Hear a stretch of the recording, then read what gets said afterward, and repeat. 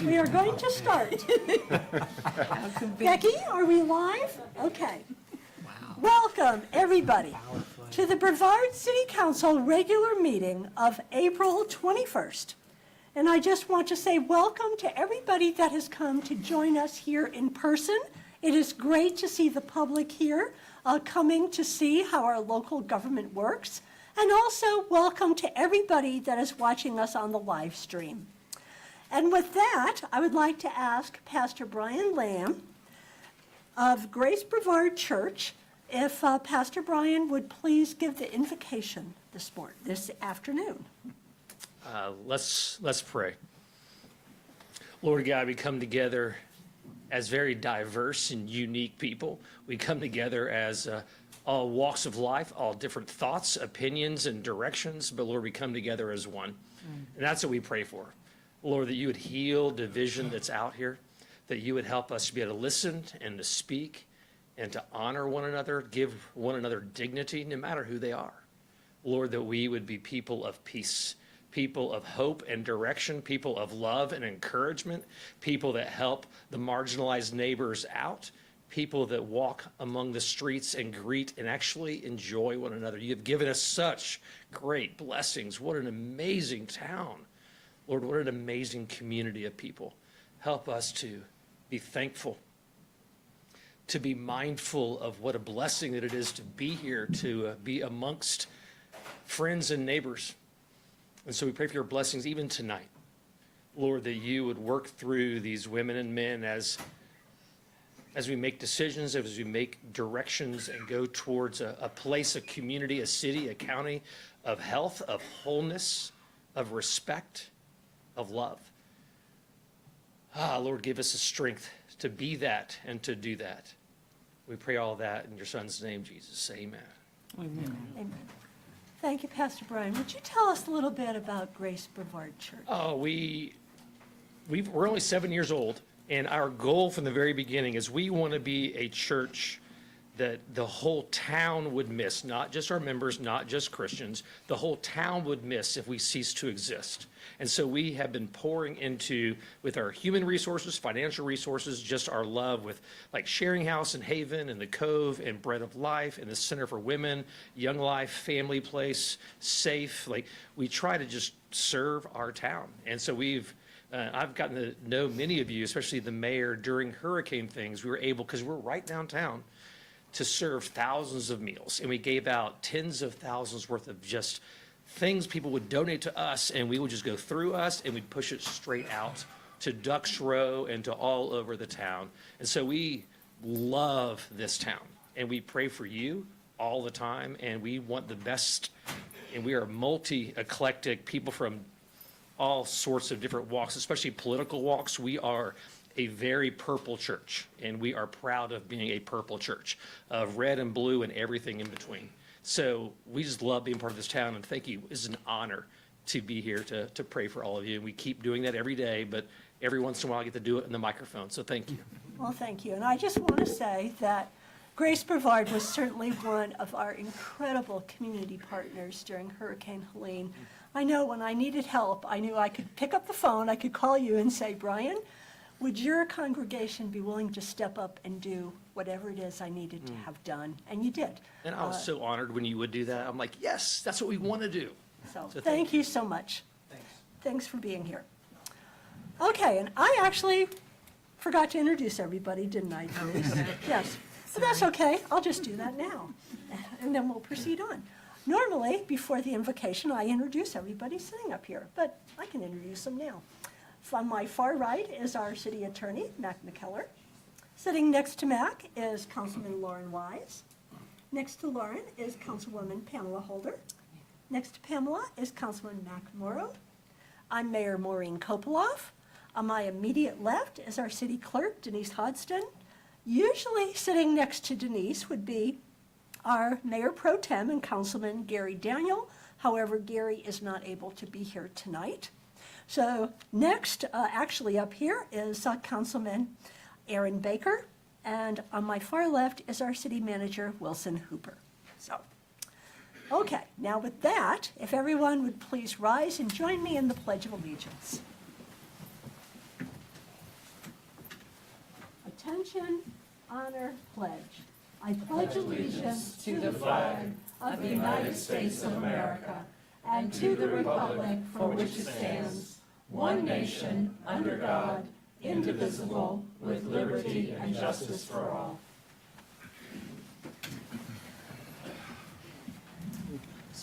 All right, Madam Clerk, do we have a quorum? Yes, Madam Mayor, you do have a quorum. You have all members present except for Mayor Pro Tem Daniel. Okay. Council, do I have a motion to excuse Councilmember Daniel? So moved. Second. All in favor? Aye.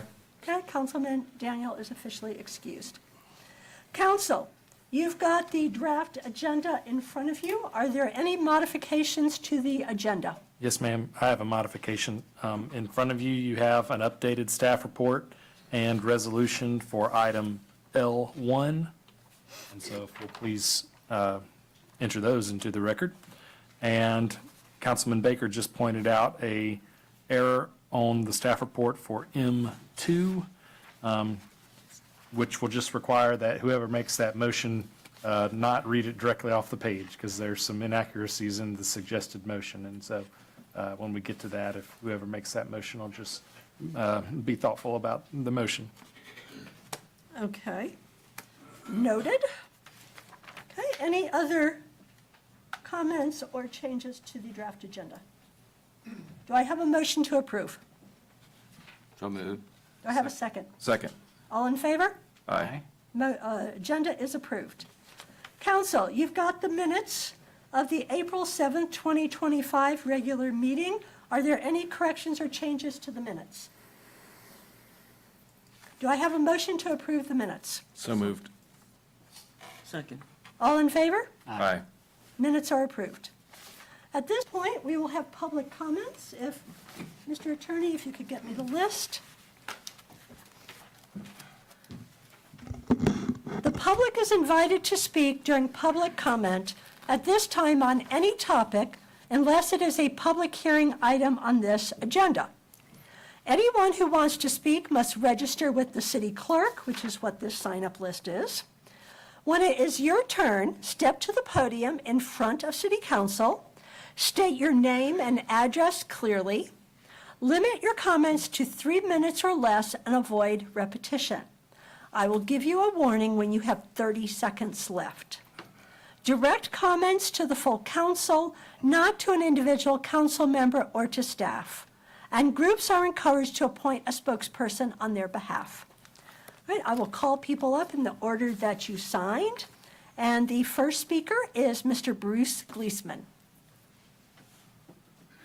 Good evening. My name is Bruce Gleesman. I live in 1012 Seven Springs Road in Pisgah Forest.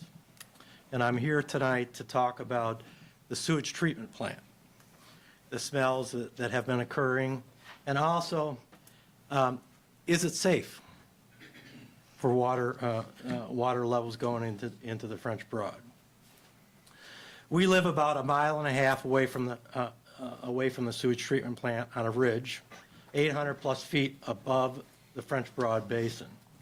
At least 10 smells this year we've had at our home, which is more than most years. The river basin is about 1.5 miles away from the plant, and it smells a lot more. Pisgah Post Office and surrounding areas, when you get down there and treatment plant is smelling, it can almost make you cry because of the smell. Okay, I have talked to the last mayor. He was able to get some funding for maintenance, which was needed for it, and it helped it out for a while. I talked to the past city engineer and technicians in the plant, and they were doing whatever they could to do with the money they had to keep the smells down. I talked to the current site manager and the technicians, and they were hoping that the new money will help in some way to control the smell, but they really are unknown at this point.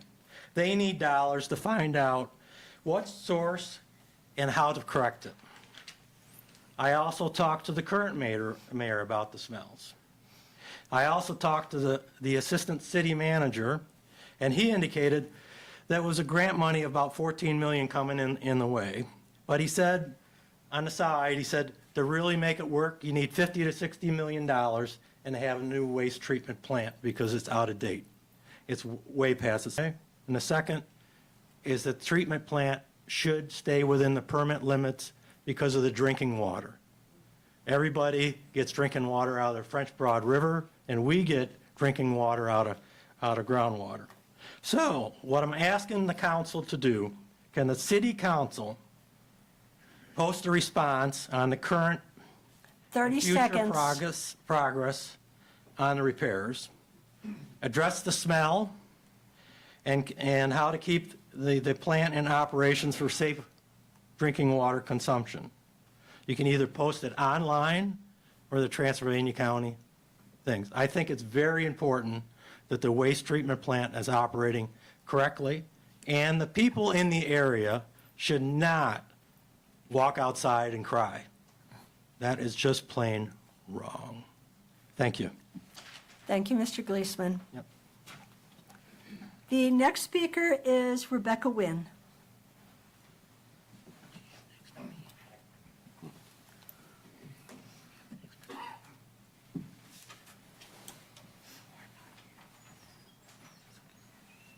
Good evening, everybody. Good evening. And my name is Rebecca Wynn. I live at 180 Duckworth Avenue here in Brevard.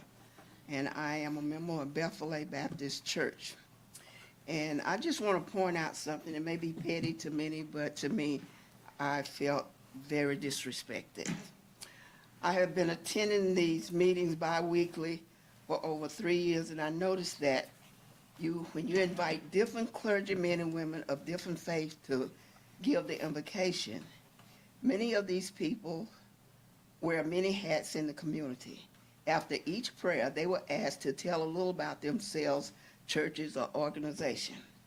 Again, this may be petty, but if you listen to some of the complaints about paying too much for parking tickets, dogs barking after midnight, the fact that they did not like the protest rally that was held on Main Street, or the grass is growing between the cracks in the bricks and the sidewalk, please listen to me. I am hoping it was an oversight, because Reverend Dr. Holder, as you pointed out, is a councilwoman who wears many hats and travels in the same circle as you, which means you know a lot about her.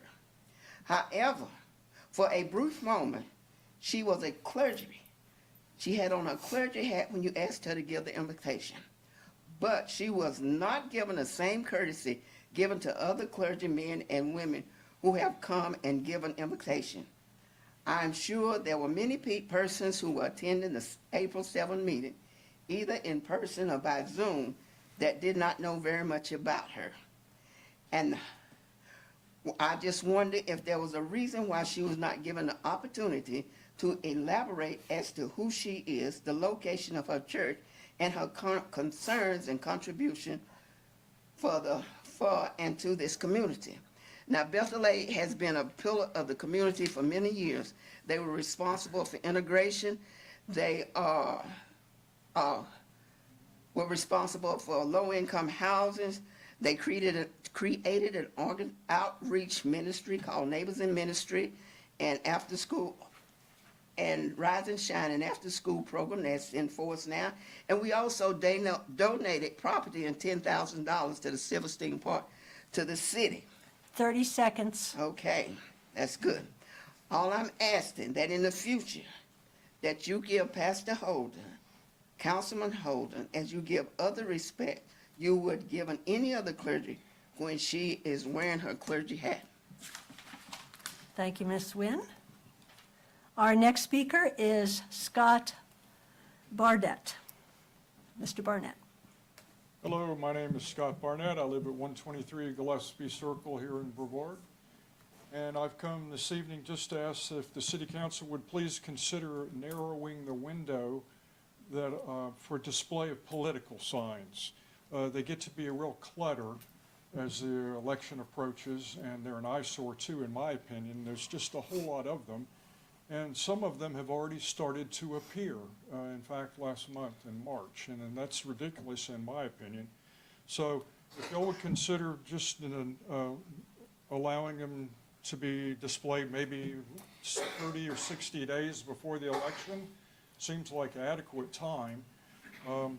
Also, maybe include on private property. I've discovered that you can display a political sign on private property 365 days a year. And it seems like that should be included in the overall ordinance, which is about displaying on public property or rights of way. So that's all I got. Thank you. Thank you, Mr. Barnett. Our next speaker is Linda Gallo. Ms. Gallo?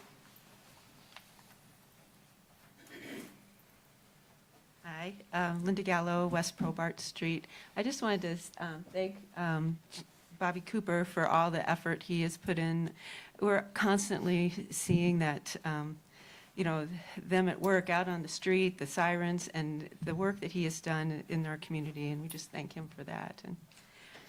And I also want to say I totally appreciate that we now have 11 speed bumps on Probart, and the effort that went into that, I didn't quite appreciate how long that took and all of the documentation that went into that, and now I see how necessary that was. And so I appreciate that now we have documentation that shows why we did what we did. Why we did what we did, why we have the number we have, and that it's effective. So thank you for doing that. Thank you, Ms. Gallo. Our next speaker is Rodney Laux.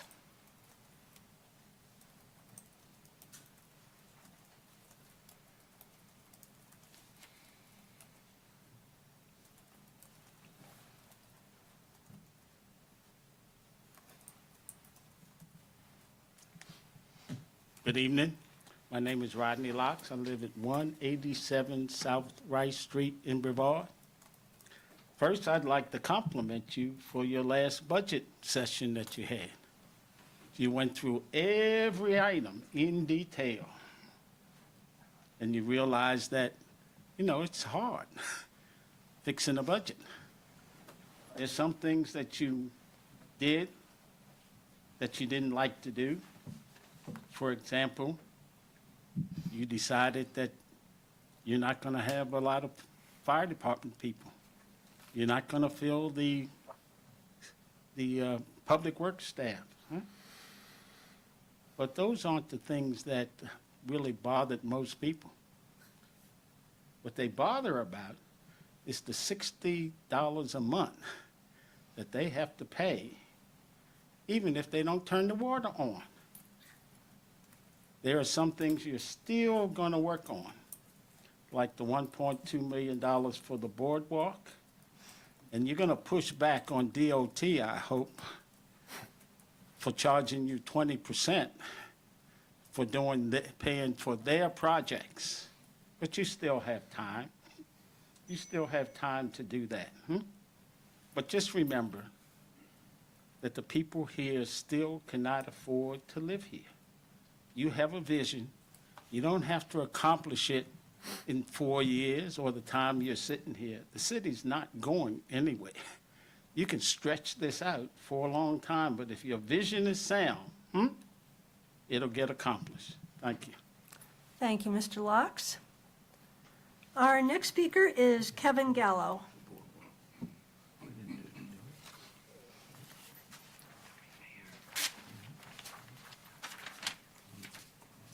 Kevin Gallo, West Probart Street. I didn't realize what Linda was going to say, so it's not representing the same topic. I'm actually representing several residents on West Probart that couldn't be here due to COVID, recent knee surgery, and some other, but they just wanted to express their appreciation and thankfulness to the leadership of the city that they established a traffic calming policy and were willing to pursue the various options based on the policy and guidelines, the installation of the speed cushions on Probart.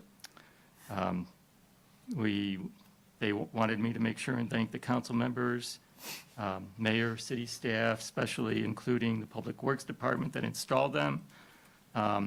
and any others that contribute to the completion of the project, as it provides greater safety for the pedestrians, cyclists, and the vehicles that utilize Brevard Street. And I also want to add my gratitude for Chief Cooper's many years of service here in the city of Brevard. Thanks. Thank you, Mr. Gallo. Our next speaker is Harvey Sankey.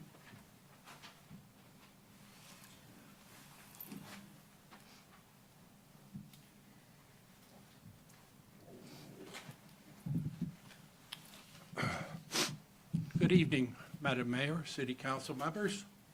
My name's Harvey Sankey. I lived on 51 Lake House Trail, and I'd like to talk about the recent Budget Committee meeting that the city manager had presented to the City Council. The revenue neutral tax rate is the property tax that would generate the same tax levy on the county's new post-reappraisal tax base next year as the county received this year on its existing tax base. In other words, a revenue-neutral tax rate is the rate that would keep the countywide tax bill the same next year as it was this year, despite the change in the tax base. This revenue-neutral tax rate was 33 cents, according to the city manager. And discussion happened over the period. Everybody was looking at a 35.5 cent tax rate.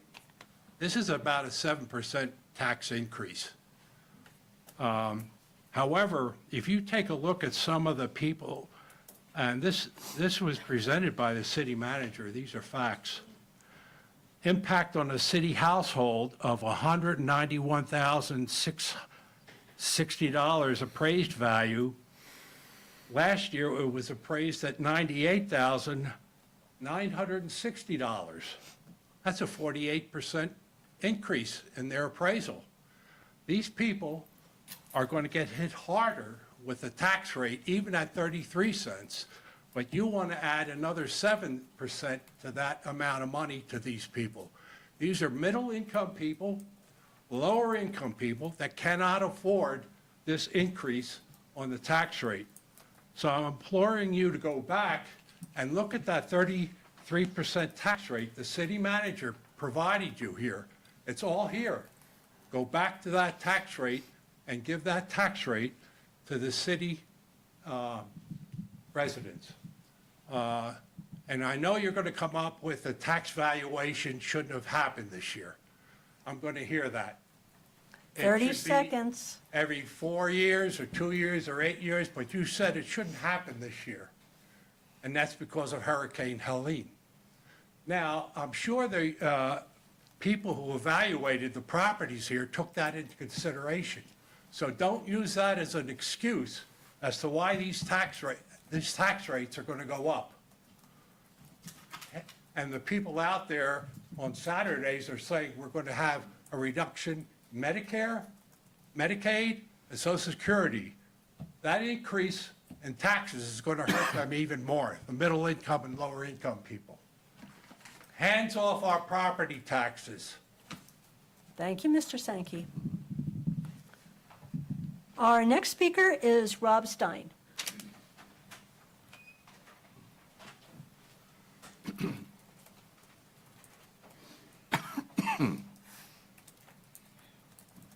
Good evening. To City Council, I'm Rob Stein, address 249 Pine Mountain Trail, Brevard. A few minutes ago, we all stood up and pledged allegiance to the flag, which I've done hundreds and hundreds of times, and many of you have done all your life. We pledged to liberty and justice for all, if you remember those words. Let me take one word, liberty. Liberty is freedom from arbitrary or despotic government control, the right of doing, thinking, speaking according to choice. Thank you, Mayor. Thank you, City Council, for your stand in reminding all of us that freedom is not free. It's something that has to be won. And I appreciate living in Brevard and living with the city council and a mayor who remind us of that often. So thank you. Thank you, Mr. Stein. Okay, was everybody signed up for public comment? All right. All right, we're going to move on to certificates, awards, and recognition. All right. All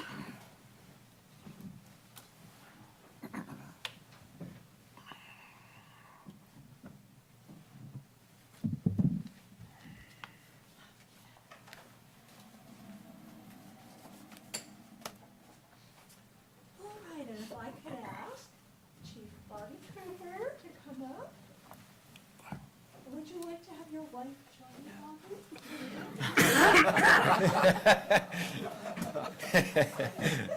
Guess that was a no.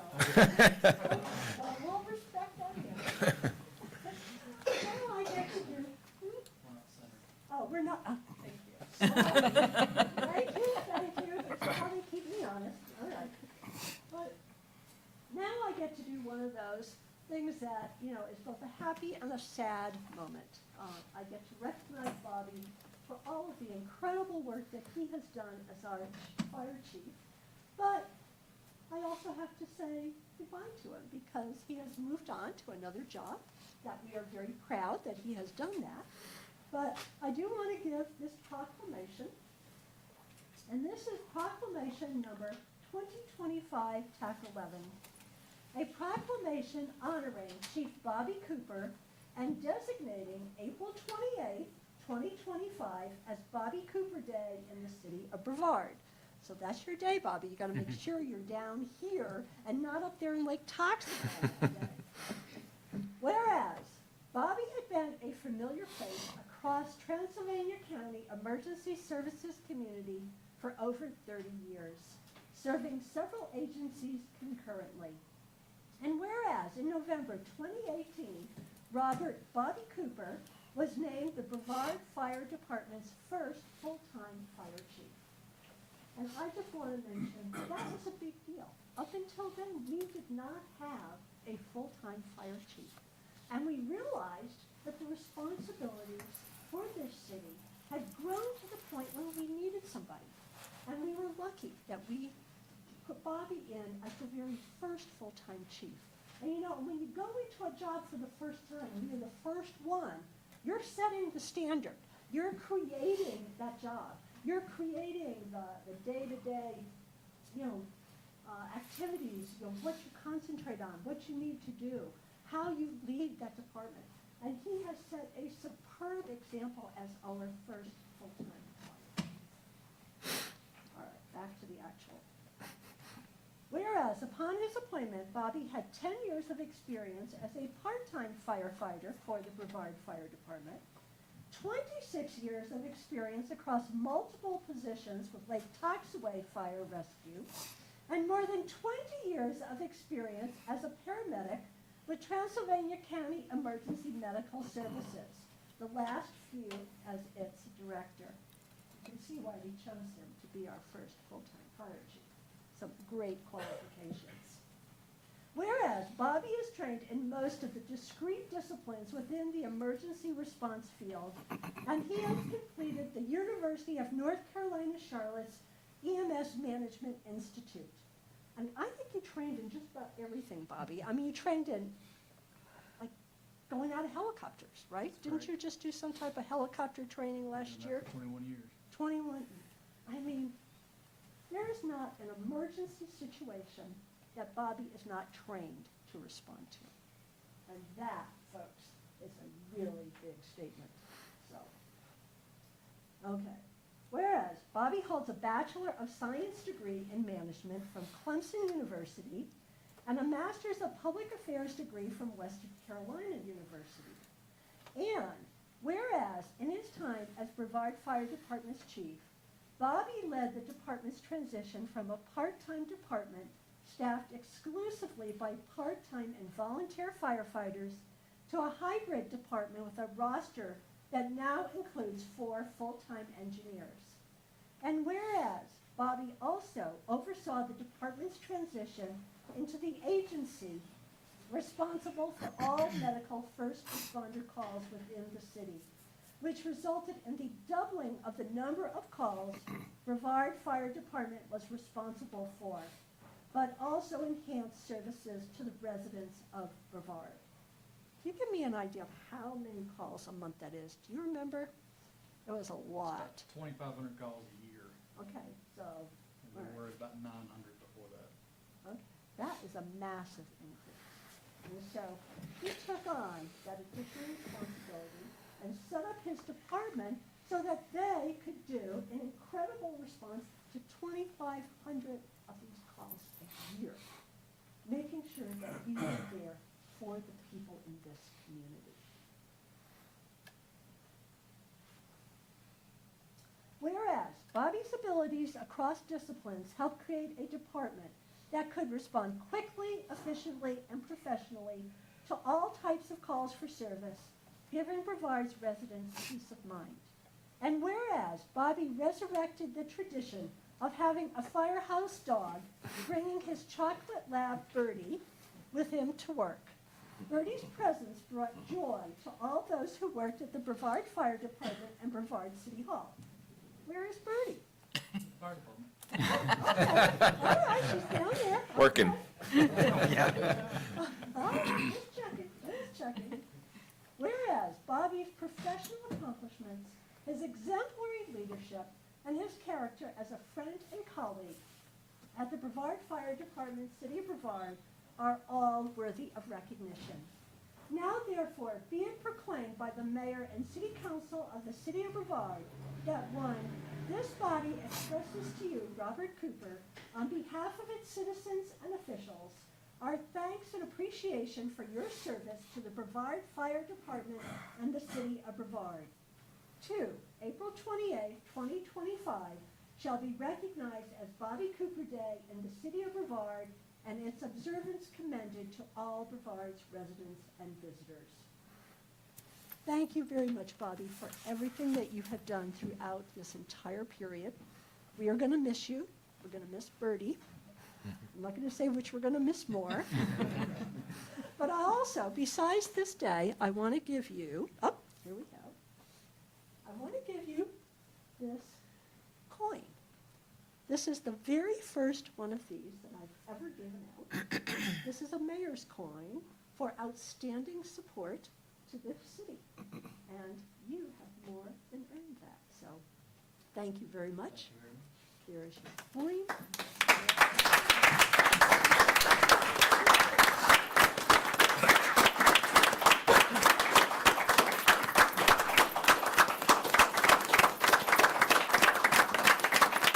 Do you want to say something?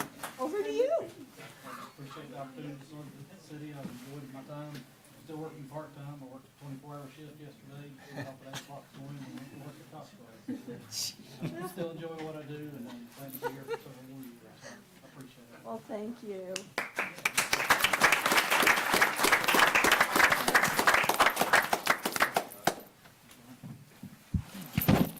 Good luck to you, Bobby. Yes, sir.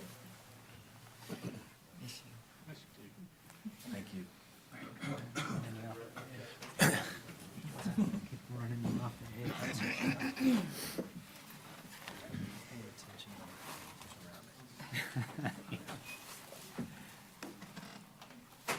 All right, and our next proclamation, I'm going to ask Dr. Paula Hartmanstein to please come up.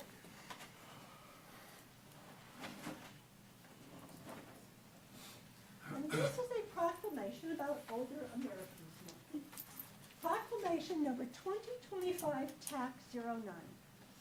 Whereas May is Older Americans Month, a time for us to recognize and honor older adults and their immense influence on every facet of American society. And whereas through their wealth of life experience and wisdom, older adults guide our younger generations and carry forward abundant cultural and historical knowledge. And whereas older Americans improve our communities through intergenerational relationships, community service, civic engagement, and many other activities. And whereas communities benefit when people of all ages, abilities, and backgrounds have the opportunity to participate and live independently. And whereas we must ensure that older Americans have the resources and support needed to stay involved in our community, reflecting our commitment to inclusivity and connectedness.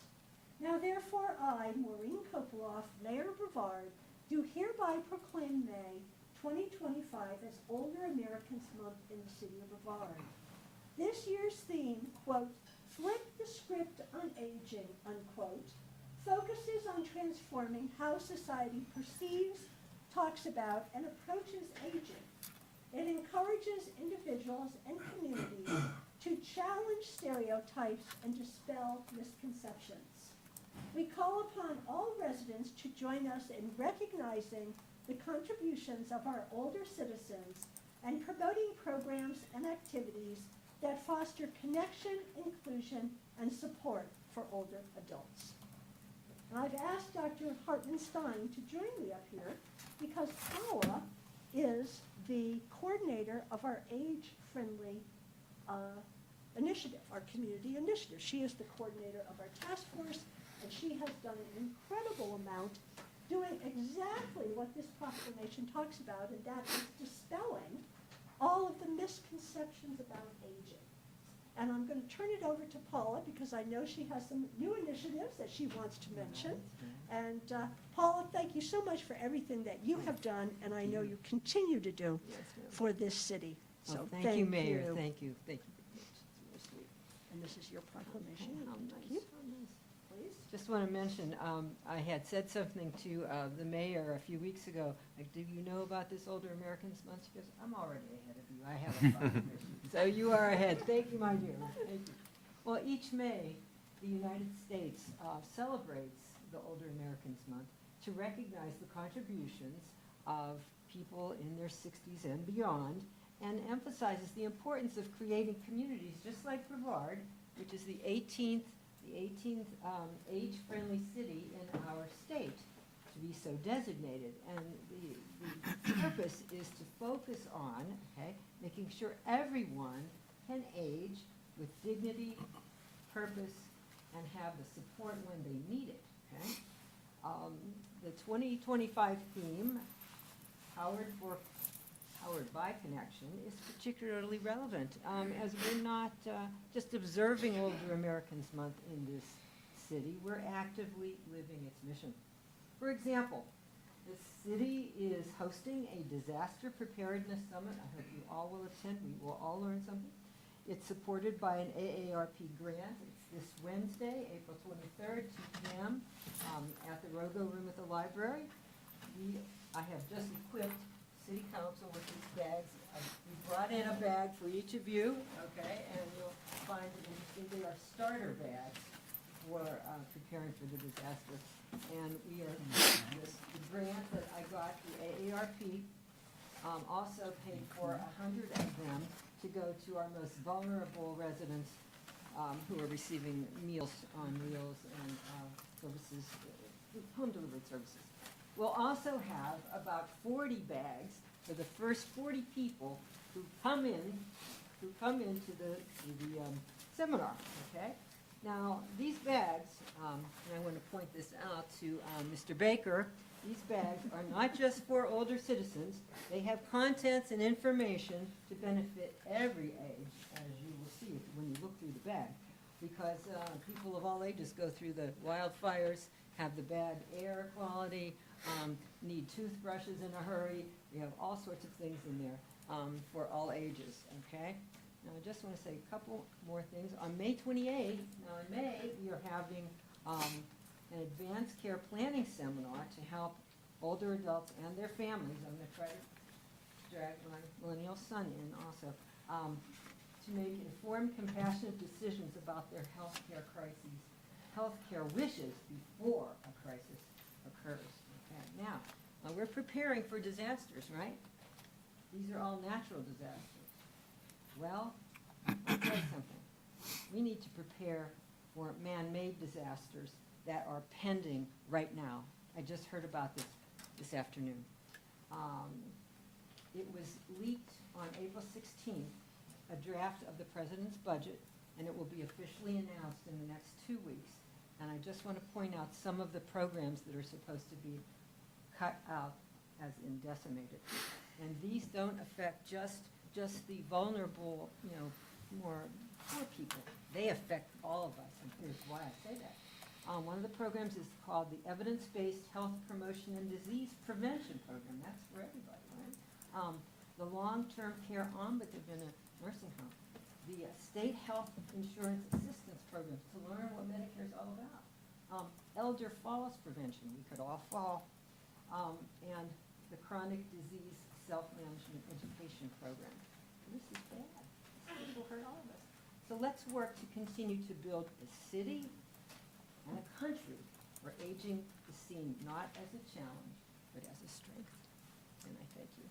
Thank you, Dr. Hartmanstein. Thank you for everything that you do, and thank you for helping us run this program. And I hope everyone will join us on Wednesday afternoon for the disaster preparedness seminar that we're holding. So, thank you. We'll see you there. Okay, thank you, Mayor.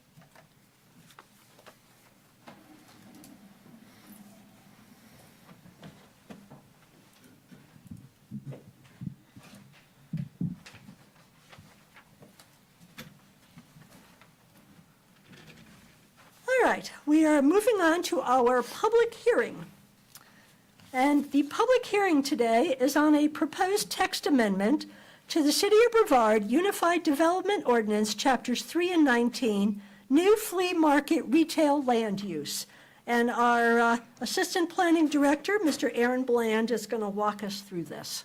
Yes, thank you, Madam Mayor. This is actually a staff-initiated text amendment to clarify two definitions in the UDO that pertain to the abandonment of land uses and then also retail land uses. Let me pull them up so we can see them while we're talking about them.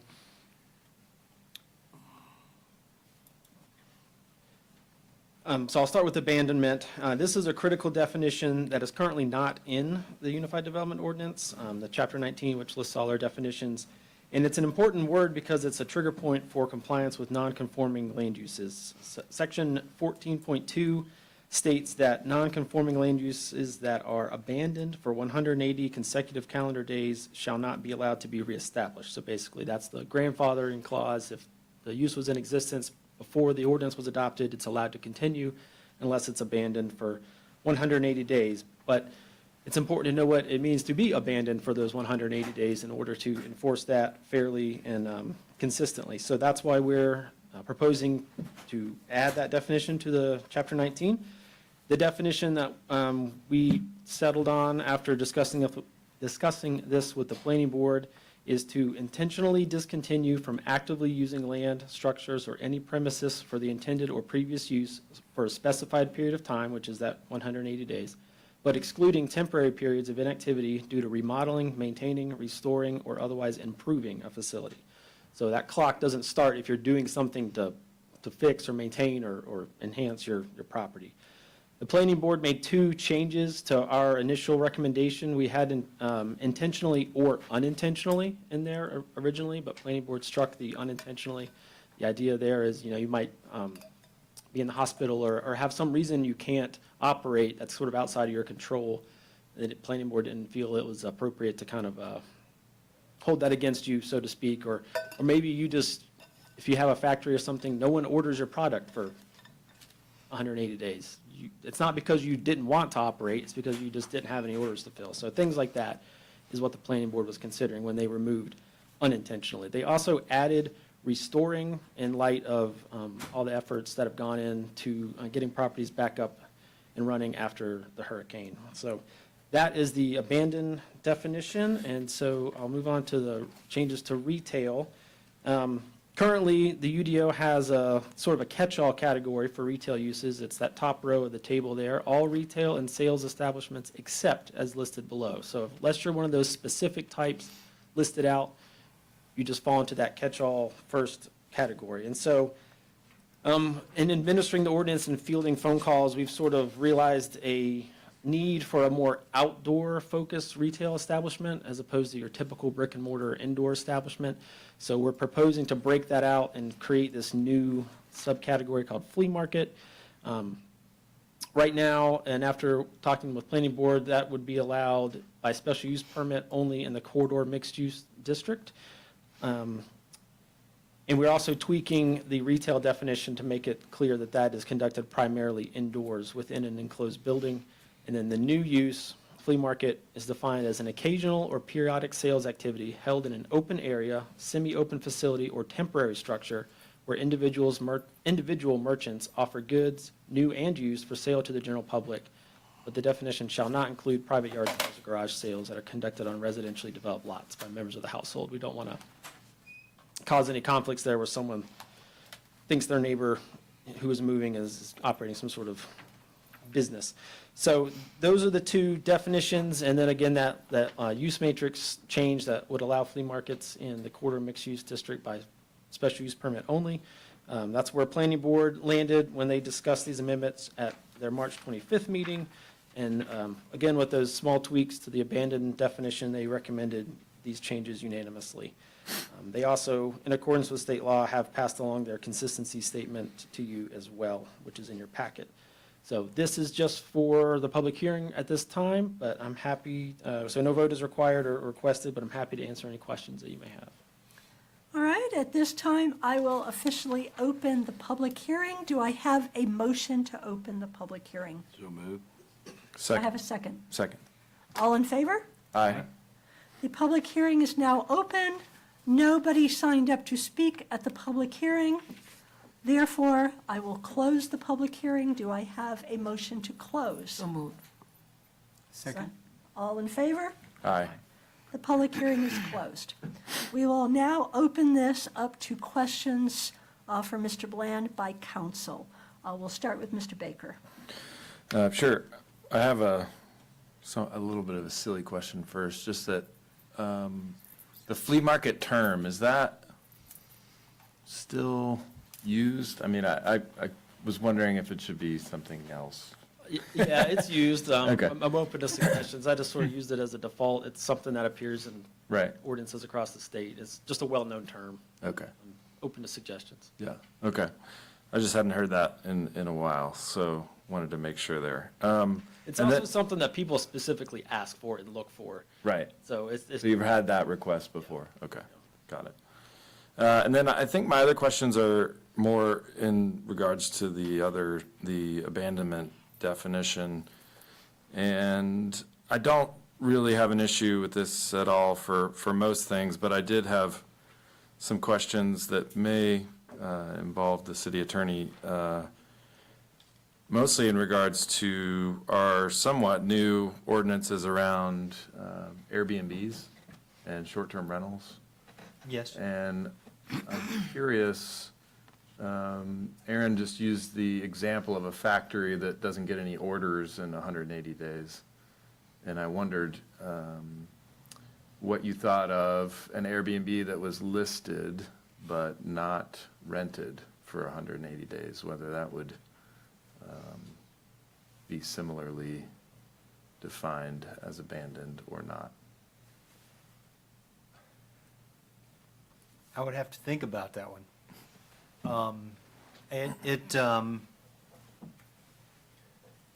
It likely would qualify as abandoned because it hasn't been operated and bringing income in, therefore there's not going to be any tax payments made for the occupancy tax, which is kind of the main trigger for proving that you've operated as a Airbnb during a time period. I guess I honestly, I'd have to look at it. Yeah, I guess, but the word intentionally sort of goes against that, right? So, because if you have it listed. Yes, it would not- undermine it under that set of circumstances. What I can't remember is if in the STR regulations, we use the word abandoned or cease operation. Right. Because they're going to be two different things. That's, I would have to, it would take me a few minutes to look it up, but I could probably find it. Okay. And then I also wondered in reading sort of that whole nonconformity section, whether we defined short-term rentals as a residential use or a non-residential use. I couldn't remember that personally. They show up under the lodging category in the use matrix. So that would be a non-residential use? Yes. Okay.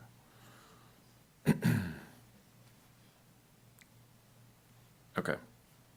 Well, I know we're probably not going to vote on this tonight, so we can follow up on some of those things in a couple of weeks. I'll have an answer for you at the next meeting. Okay.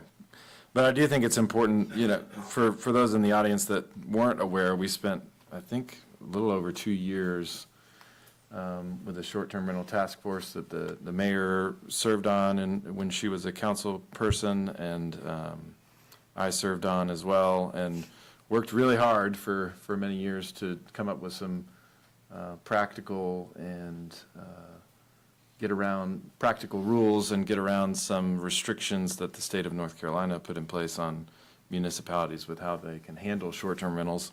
And I think we all realize that that is a major hurdle for the city of Brevard in tackling some of the housing issues that we have. So I just wanted to be sure that as we're changing these things that we can discuss that, and I'll follow up with staff in between now and when we're voting on this. So, thank you.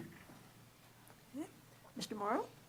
Under flea market, where the definition shall not include private yard sales or garage sales that are conducted on residential, developed lot by members of the household, that makes sense. But many of them are done on commercial sites too. For example, at Pisgah Mini Warehouse, you often see where someone's liquidating their storage unit. So just for however that should. Yeah, some of those, a line like that's kind of blurry, but it's really more of an accessory use to the primary use as a storage facility, because that's just something that happens at storage facilities. They will sell the units or whatever. But I appreciate you pointing that out. I don't think that's something that would cause us. But wouldn't prohibit that? Correct. That's the point. Yeah, Yes. yeah, okay. All right. Ms. Holder? Thank you. I have one question. I'm not quite sure how to ask it. Maybe I'll ask it and you can interpret it. When you make your exceptions on all retail and sales establishments except as listed below, how did you establish who gets the exception?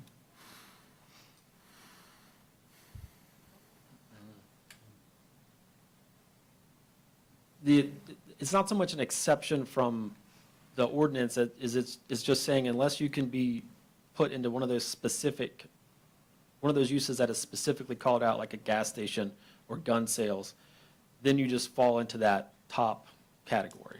Instead of listing every single retail use imaginable, we clumped the vast majority of them together into that first line. And then only ones that have some sort of particular difference that we are concerned about, like alcoholic beverage sales stores, we broke out into their own individual. So the first one, it's not so much an exception as it's saying, unless you can be put into one of these uses below, you just follow the general, you just fall into a general category. So it's a general retail use versus just a few very specific retail uses. No one's being accepted from the requirements of the ordinance, though. It's not that sort of exception, if that's what you're concerned about. Did I interpret? I think so. Okay. Thank you. I may call you. Any other questions, Ms. Holder? Oh, I'm sorry. No, thank you. Mr. Wise? Just one about the flea market. Is there a definition for occasional or periodic? I mean, or a guideline to what? I guess I just don't want smileys that pop up on a corner somewhere and have a full-time flea market necessarily.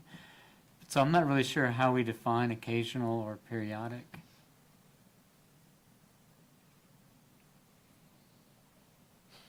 I'm not either. If the ordinance doesn't specifically define something, you just use a general definition. I'm sure those aren't especially helpful either. It's one of those things that we would try to figure it out if we needed to, kind of case by case different. I mean, an occasional, it might look different for different land uses, if that makes sense. You know, to occasionally open a store versus to occasionally, I don't know, test rocket ships. You know, something it's much more high impact and it's going to look different for different uses and different ways that we enforce different parts of the ordinance. So that's not a good answer, but it's something that we would just have to look at case by case basis if we got a complaint or we're trying to pursue enforcement. That's all I have. Okay, any other further comments or questions on this? All right, we will move on. There's no action on this tonight. It will come back at a later meeting. Next on the agenda is the consent and information. The following items are on the consent agenda. 1, proclamation number 2025 TAC 10, National Day of Prayer, May 1st, 2025. 2, tax settlement report, March 2025. 3, audit contract for the year ending June 30th, 2025. 4, stormwater master plan designer selection.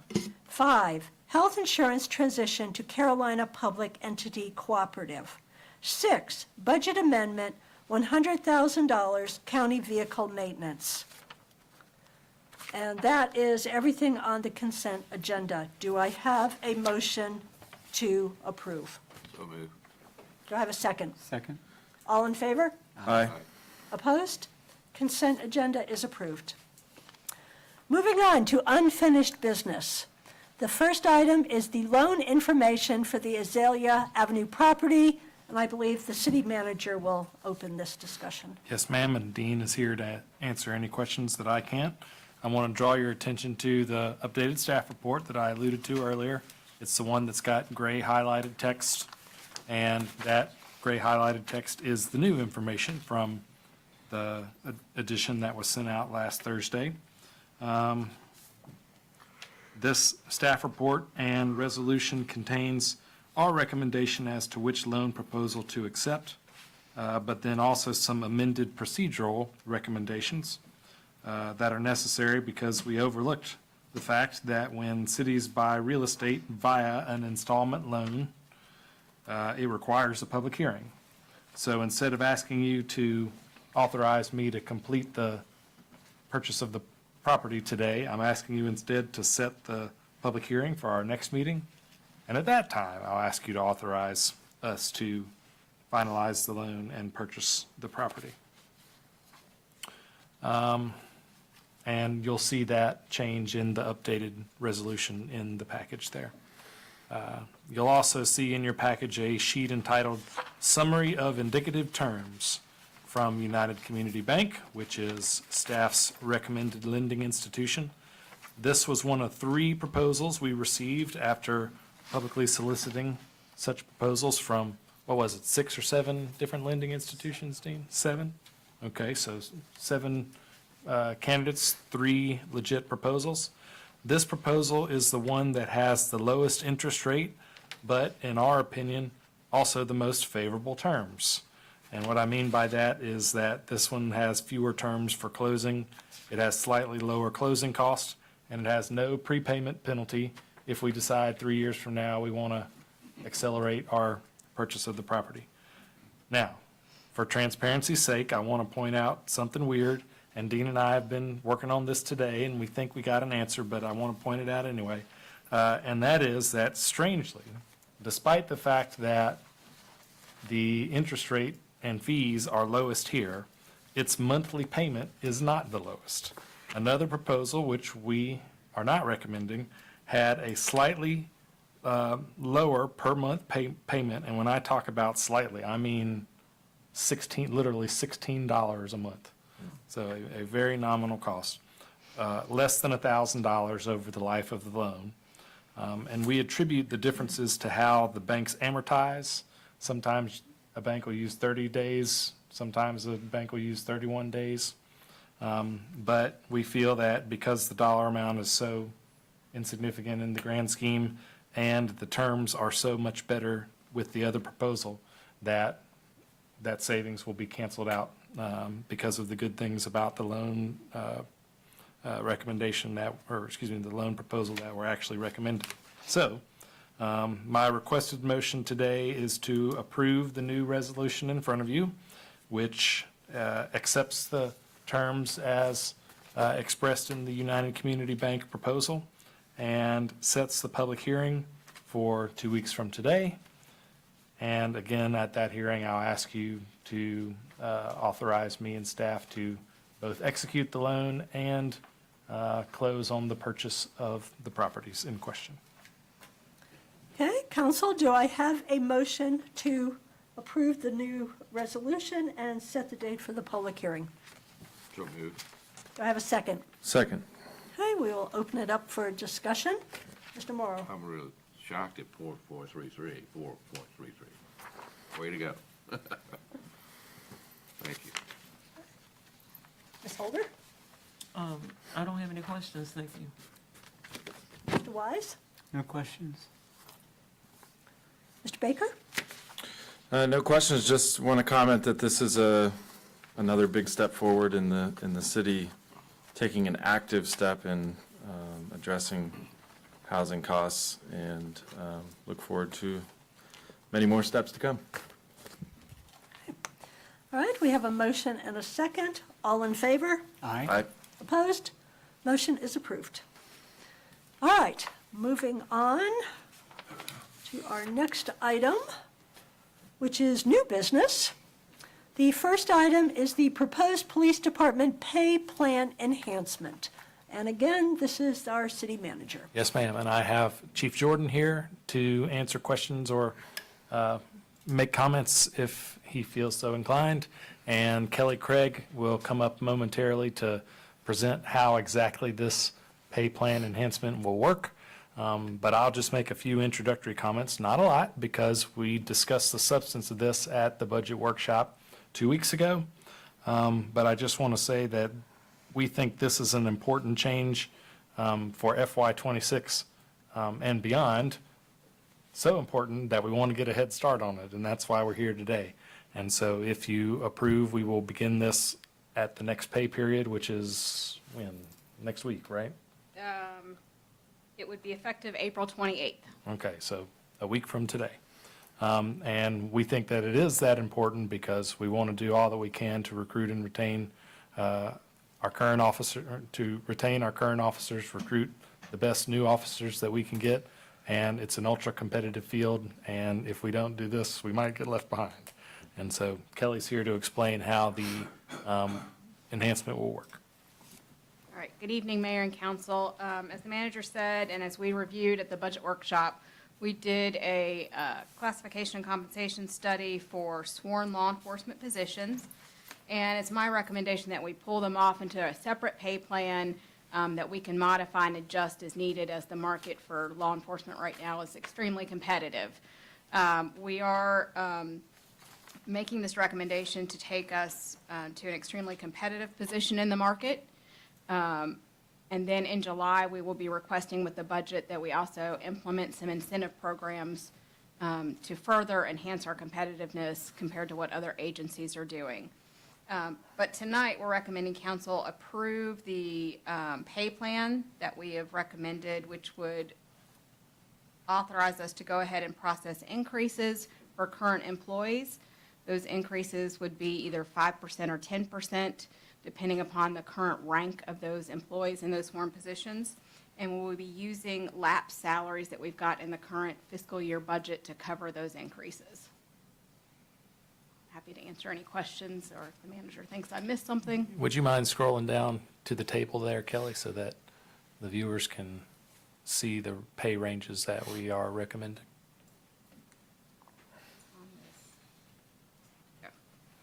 So right now, a current officer who's hired, once they've completed basic law enforcement training, starts at $21.20 an hour. And with this change, they would start at $23.35 an hour. So they'd get an increase of 2.5% at the end of 6 months, and another 2.5% increase at the end of the 1-year probationary period, taking them to $24.53. Okay, council, do I have a motion to approve the proposed pay plan enhancement? So moved. Second. Okay, we have a motion and a second. We will open it up for questions and discussion. Mr. Baker? Yeah, I want to just recognize that a lot of staff time went into researching this and looking at how we compare to some other surrounding communities and what they're paying their officers. And when you look at that information, it's pretty clear that we were not keeping pace. And we weren't, too far out of whack, but in a field that has seen a lot of change recently and a lot of challenges nationally, and in a really, really competitive environment in terms of hiring, I think it's pretty clear that where we were was not working, and that we were falling further and further behind. So this really represents a big step forward, and I think it's should be a clear sign that the city's police department is incredibly important to all of us, that our police officers are incredibly important to all of us, and that we want to maintain the department as an important part of what the city of Brevard does. I'll also want to mention that, a lot of the stuff we talk about up here is interconnected, and we've obviously been talking a lot about housing, and these,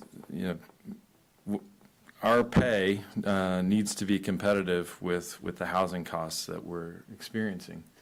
And I think it's clear from this action that we want our police officers to be able to live within the city or within the county. So I think this is a great step, and thank you for putting it together. Mr. Wise? Yeah, thanks for all the effort on this. We've discussed this quite a bit over the past couple of months. Our police department is a keystone of our municipality. And it's hard being a police officer in this kind of global environment. The police have gotten a lot of criticism, some rightfully, some wrongfully. But I think in our city, we cannot stress the value that we have placed on our police department, and we want to do everything we can to encourage more officers to join us and to make sure the officers we have can afford to live here. And as Aaron said, it is quite honestly hard to live in Brevard right now.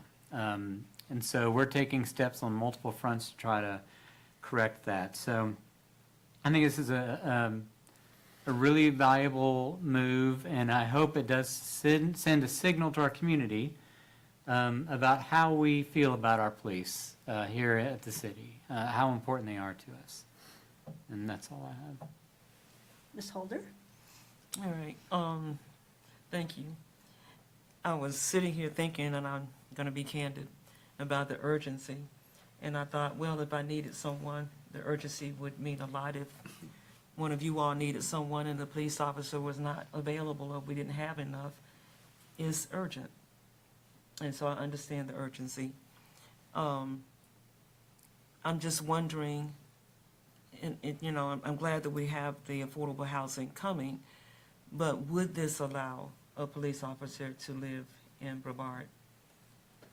And I think that's the next question to really think about, because we need our officers here as well as the fire department.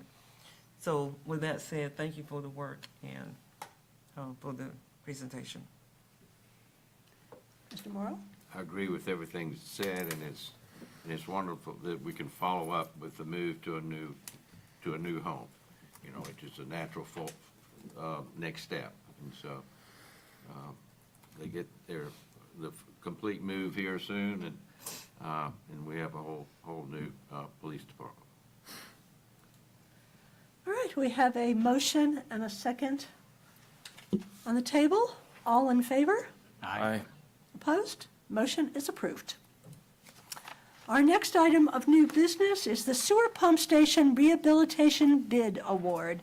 And our Assistant City Manager, Mr. David Todd, is going to present this. Mayor, council members, good evening. I'm going to bring in one of our designers via Zoom, if you'll give me just a moment. I have Mr. John Lapsley of CDM Smith. Recording in progress.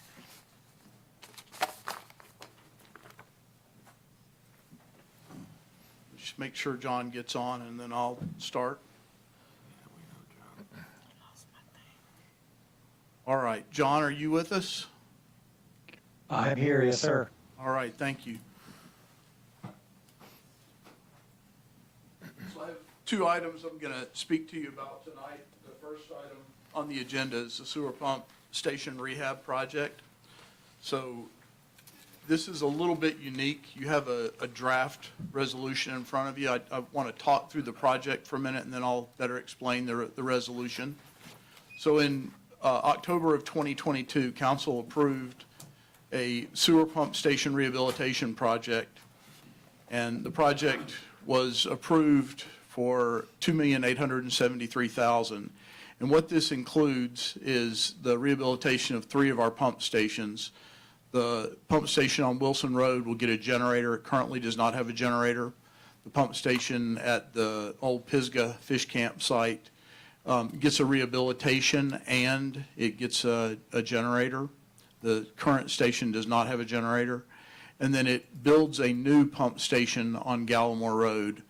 The current site was just going to be difficult to rehabilitate in addition to trying to figure out how to make that function while we rehabilitated it. So this puts a new pump station in just not far, 100, 200 yards away.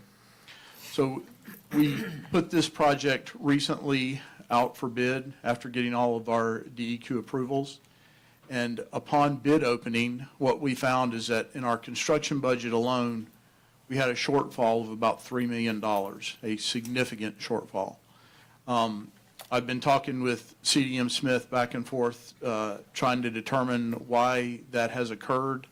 The previous, CDM Smith previously had a different project manager. He's now moved on to another company, and John is stepping in. So as you know, I'm relatively new, so I'm a few answers deep. Hopefully John can fill in where I might be short. So we believe the shortfall is attributed to 3 major things. One is escalation. So in 2023, I attended the North Carolina State Construction Conference. At that point in time, the North Carolina State Construction Office was recommending using an escalation rate of about 14%. So kind of post-COVID, escalation has just continued to increase very rapidly. They, the year after, in 2024, recommended that escalation rate be reduced down to about 8%. So if you run these escalation numbers in there, that makes a significant impact as well. The project also had a couple of shortfalls that once I found and really started digging through the project and talking with our public works folks, we had a couple of things that we wanted to add that were not included in the original design of this, and this had to do with some of the control schemes. So it really doesn't change the pump station, but it does change the efficiency of how the pump station operates. And then the third thing is this particular pump station has a very deep wet well, and a wet well is basically an underground tank. And this has, the underground tank, I believe, is 20 plus feet deep, which means you have to excavate even deeper than that to get the wet well in. And I don't think that cost was maybe fully taken into some of the original estimates that were put together. So we are where we are on the bid opening. We know the cost of the project right now. We do have some options. We had designed the project at bid with some add alternates that could be left out. One of those is Wilson Road, one of those is Fish Camp. But both of those things really need to be done. They've reached end of life, and having the Wilson Road pump station, which is a very key component in our sewer collection system, to not have a backup generator is a very difficult thing. So right now we have a generator on a trailer, and if we have problems, we trailer it in and we hook it up. but that can be difficult if you have to be able to get to the pump station one, and then you have to be able to hook it up, and then you're counting on a generator that is sat on a trailer and not run for some time to fire up and run. So has some risk associated with it. So the next thing, the bids opened, we had a significant spread between the lowest and second lowest bidder and the high bidder of about $1,300,000. But the two low bidders on a $4 million plus bid were within a couple of $1,000s of each other. So that gives us a good indication that the bids are likely really good numbers. And I am suggesting that we accept this bid, but obviously we've got a significant shortfall. So this shortfall would push the budget from 2.8 million to roughly 5.8 million. And we have identified a couple of sources of funding that we could use. And this is where the resolution is slightly different than what I'm used to putting in front of you or what you may be used to seeing.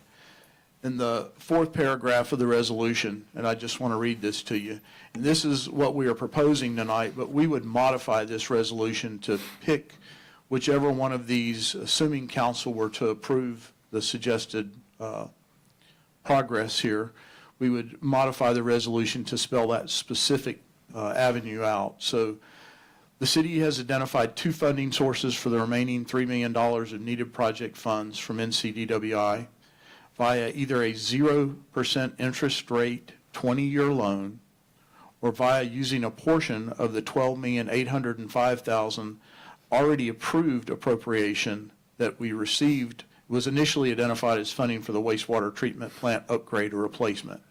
So we have had some very preliminary conversations with NCDEQ, which is the Division of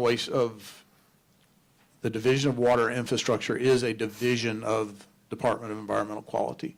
So in our conversations with DEQ, they have indicated to us that we are available for a loan, the 0% loan, and they have also indicated that we can use the $12 million for the wastewater treatment plant. So I can speak more to both of those. There are some things that we would like DEQ to fully vet and before we would move forward and sign a contract. So if we were to pick the loan, for example, we want to be sure that we don't have an overextension of our credit at this point in time, that they would secure us that 0% loan. Again, they have preliminarily indicated that. And we also want to be sure that they would fully in writing tell us we could use the $12.8 million. If we were to choose to gain the to use the 0% interest rate loan, it does come with a debt service that is fairly significant. I believe that's $150,000 annually if we were to use the 0% interest rate loan. So it is not without cost to future work by the city. The $12.8 million, on the other hand, that was identified for the wastewater treatment plant, we've had some preliminary discussions with the Public Works and Utility Committee about how we could use that money to move forward with the wastewater treatment plant. And we actually have a recommendation from that committee, but we've not brought it forward to council. And now we're going to go back and have some further conversations if we were to use this $12.8 million in a different fashion. So what we are recommending at this point in time is that I think it's very important that we move forward with these projects. Having unreliable sewer collection systems is not a good thing for any of us. And I believe it's vitally important that we fix them. Now, I'm recommending that, staff is recommending that we move forward with using a portion, $3 million of the $12.8 million we currently have on hand. That would allow us to immediately move forward once we have full confirmation from DEQ on use of the funds, would allow us to immediately move forward with authorizing the contract. So the resolution in front of you again would be revised to say we're going to use this method or this method, and then this would give us the ability, upon full confirmation from DEQ, to enter into a contract. Are there any questions? Well, first I need a motion. I move we adopt as presented. So you are making a motion that we go with As recommended. Carolina Specialties Construction Correct. No, And no, we, no. no, This was the one I mentioned earlier. this is Yeah. the, Right. So if you'll look at the resolution, the firm we're recommending is actually TP Howard. oh, okay. TP Howard, and then you are recommending Using the 3 million earmark. in the earmark. Okay, so that's the motion. Do I have a second? Second. Okay, we'll open it up for discussion. Mr. Morrow? I think it's a point, whether it makes a difference or not, but to me, the fact that we're using the earmark sooner rather than later is important. If I had given it to us 2 years ago or so, I would think we need to spend it. And number two, if we need more money on the phase one of the wastewater treatment plant, we'll go get a loan. And my guess is we'll get the same terms. Anything else, Mr. Morrow? Nope. Ms. Holder? I ditto what Matt just said, and the $9,805,000 that would be left, that would still be earmarked for the wastewater treatment plant, is that correct? Yes, ma'am. We'll just use the 3 million. Yes, ma'am. And to kind of give you a little hint of what's to come, we are hopeful that, in working with our designers, that we can take the wastewater treatment plant renovation and break that into some phases. And this would be applied towards that first phase, which again kind of gives us a head start on renovations and upgrade to our wastewater treatment plant. Okay, Assuming that that's approved and you folks approve that. all right, thank you. That's all I have. Mr. Wise? Well, excuse me, golly, been quiet too long. One, these are critical infrastructure improvements, and that's one of our primary focuses for our city. Two, because of that encouraging information we've gotten during our wastewater treatment plant capacity studies and investigations, I think the cost of that plant is going to be less aggressive than we initially feared. I'm not going to say anything more positive than that, because who knows. Maybe a year ago it would have been uncomfortable taking part of that 13 million, but now I feel better about that scenario. Mr. Baker? I guess I might be a little confused on staff's recommendation for funding the remaining 3 million. Was it staff's intention that we leave that open to either a loan or the earmark? Or did you want us to make that decision tonight? We'd like for you to tell us what your preference is, but honestly, we'd like for you to also say that you're comfortable with both in case the earmark, this doesn't qualify. Okay. As he said, we've had a soft commitment, but for some reason they say, nope, this isn't eligible. We'd like to be able to quickly pivot to taking out the necessary loan. Well, I think the resolution, as stated, mentioned the earmark Right. only. Mentions both, I believe. Well, I mean, the motion that Mac's initial motion mentioned just the earmark, so I don't know if we need to clarify that, or, Sure. I mean, Yeah, that's the way I understood it. okay. Okay, Yeah. Based on being qualified or whatever. right. Okay, and then just one other follow-up question, and you mentioned escalation. So this is, I guess, related to escalation. And it comes from experience that I've had just in the last few weeks with a word we're now all tired of hearing, which is tariffs. And I wondered whether our contracts address tariffs and the potential impact that tariffs might have on a bid or on a project. And if not, whether we need to look at that right away. Well, the way our contract is currently written, or the contracts we would use, would basically would lock the contractor in on the price that they have quoted. So their bids are good for 30 days. We've had the bids on hand for this project since, I believe, April 8th. Let me double check. I get the two confused because I'm working them hand in hand, so I have to check. Yeah. It's April 8th. So we would be locked in on funding until May 8th. which honestly is very tight.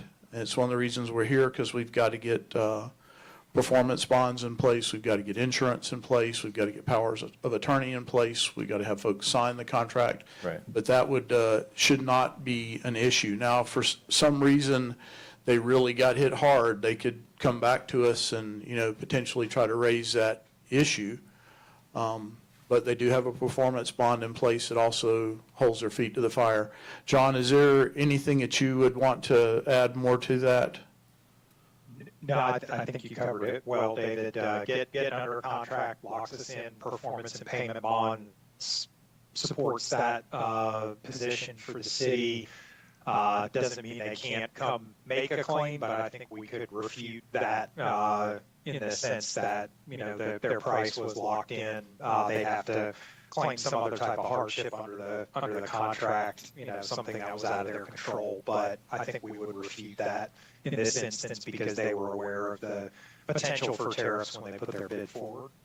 The other thing, I believe, and John and maybe Wesley, I may need help with this, I believe our preferred brand of pump, which is the largest cost for this particular project, I believe they're domestically manufactured. Is that? So the biggest single piece of equipment is domestically manufactured. Then things like the wet well, which is a big concrete tank, again, is domestically manufactured. Then the rest of the components, the building components, largely are domestically manufactured. The controls components, which is one of the changes we put here, the variable speed drives, are likely manufactured overseas and could be subject to some tariffs, but they're percentage-wise very low in the overall cost of the project. Yeah, okay. Thank you for that. I mean, I know that's a question that is a little bit in the weeds, but just this week in my silly little beer marketing job, I mean, we had a project that we had to completely stop because it tripled in cost. And so, it's, when we're talking about $5 million plus, I just want to be sure that we're covered on that. And I hope, I know the city attorney's reviewing all these contracts, but I think if we can just double, triple check that we're covered, that would put my mind at ease. But And we don't have a signed contract yet either, right? So that's, the risk factor in my mind is that we will get a fully executed contract, but we will definitely verify what we're saying. Okay, great. I think that those were all my questions. All right, we've got Ms. Holder? I'm sorry. I don't know much about sewer pump stations, but when you look at the long-term effect or how long it would last, this station that they're building, are we looking at 10 years, 20 years, 100 years?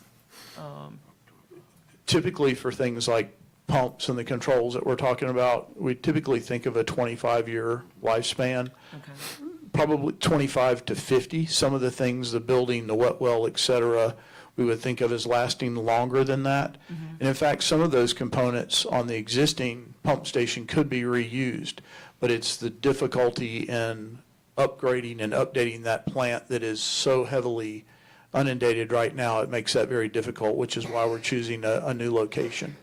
Okay, all right, thank you. Yes, ma'am. That's all, thank you.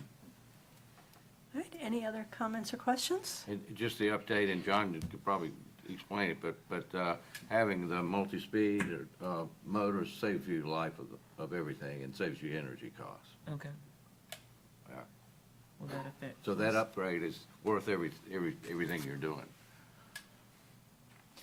I'm sorry, sir, I did not hear you. I'm talking about the multi-speed. The variable speed Variable drives. speed Yes, pump. sir. Yes, sir. I'm sorry, variable speed pumps are, in today's world with high energy costs, it saves you money and saves you life on your pump. Yes, sir. And Yes, sir. more efficient. Okay. Okay, so that's a good change. All right, we have a motion and a second. All in favor? Aye. Opposed? Motion passes. Thanks, John. All right, our next item of new business is the water treatment plant improvement bid award. So I'm going to sound a bit like a broken record, but not quite.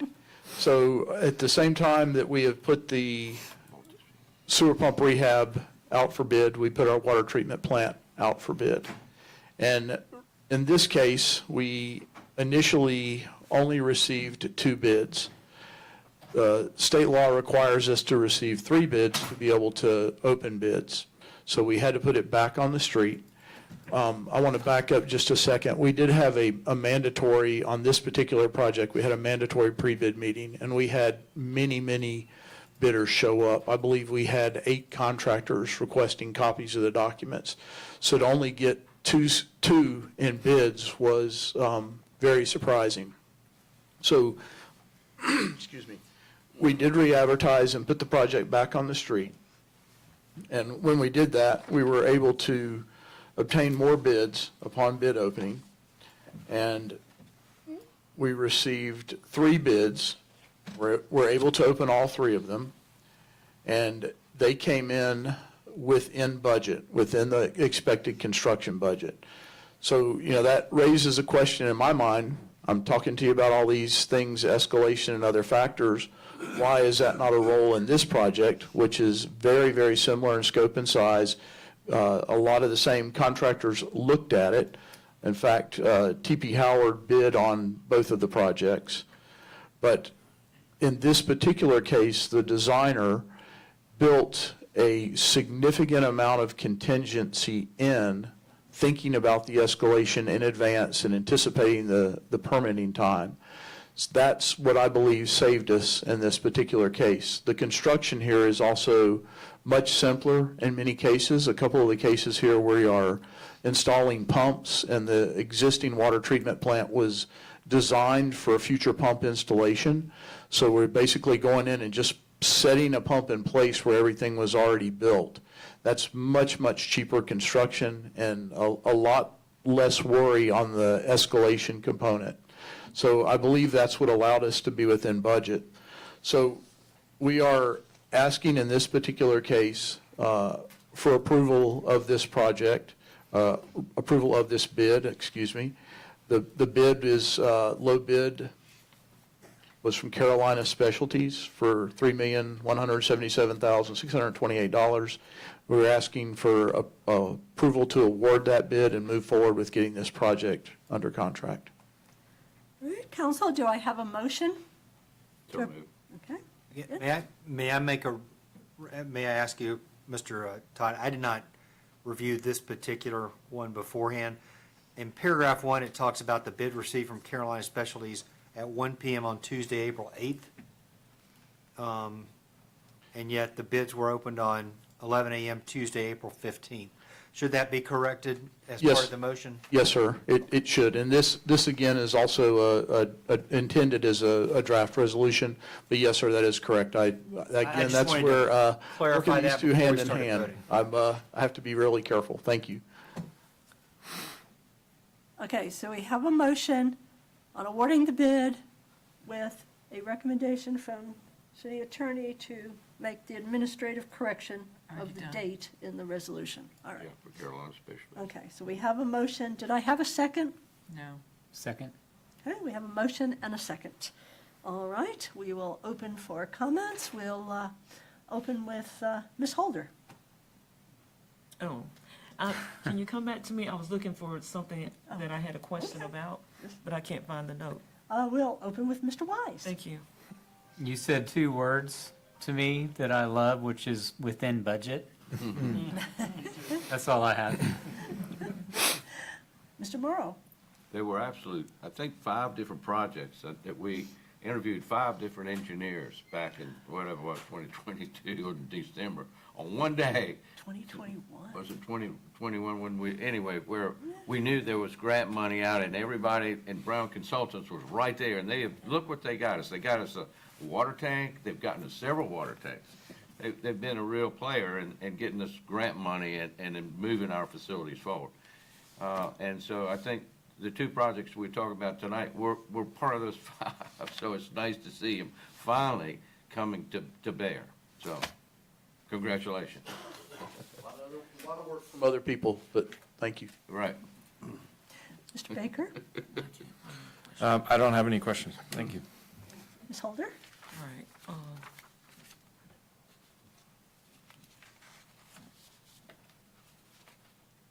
Okay, yeah. I don't have any questions. I can't find it. Thank you. All right, we have a motion and a second. All in favor? Aye. Opposed? Motion passes. Thank you. All right, we are moving on to the Sewer Asset Inventory Assessment Project Change Order Capital Project Amendment. And again, we have Mr. Todd, I thought. Or David, are you presenting this? Or Dean is presenting this, our finance officer. Okay. All right. Well, somebody present.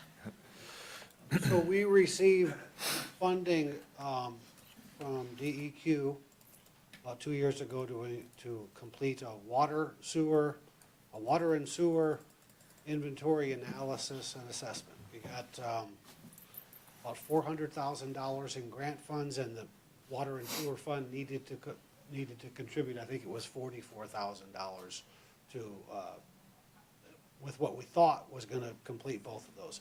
So the sewer pump station is largely completed, but we estimated there was, I think, gonna be 1,500 manholes, and in reality, there's closer to 2,000, so we've been alerted by Summit Engineering that if we want to complete this project, we need to come up with, I think, about $70,000. I think my amendment in there is for $75,000 in case there's some extra costs in the end. So we've talked about it with Wesley and David and the city manager, and we've all concluded that we need to get this sewer assessment completed. So what's before you is a budget and a project amendment where the water and sewer fund will be transferring an additional $75,000 into this project to complete the sewer portion of this assessment. All right. Did I get it mostly right, I think? Yeah. All right, so do I have a motion to approve the capital project amendment as presented? So moved. All right, do I have a second? Second. Okay, we'll open it with Ms. Holder. No questions, thank you. Mr. Morrow. I'll say we've probably saved much more than that. And our ability to recognize I&I and not have to pay fines and to treat the water as it's supposed to be. So I think we've had some savings with the work that we're doing now to complete this survey and knowing better what our stormwater is going to have. The more data we have, we can't really complete that study until this one's done. So the analysis and all of that is wonderful. So I'm all in. Mr. Wise? Yeah, I'll say, although these last three resolutions may not be the most exciting, they're the most critical for our city and infrastructure, so I'm really happy to see all these, and yes, it's good. Mr. Baker? Well, I thought I had a question, but I think I'm going to phrase it more like a comment in that, I think it's a little funny, and I don't mean this to be harsh on anybody here, but that we were off on our count of the manholes by 33%, which seems like a pretty large number, but it's for a project that's inventory and assessments. So I think that goes to prove that we needed to have an inventory and assessment done so we could know exactly what our water and sewer system needs in the future. So thank you. All right, we have a motion and a second. All in favor? Aye. Opposed? Motion passes. That was the last item of new business, and we will move on to remarks and future agenda considerations. And we will go ahead and we will open remarks with Mr. Wise. I don't have a whole lot today, but I do want to say we did have our budget retreat, and that's the second one I've done, and they've been radically different from each other.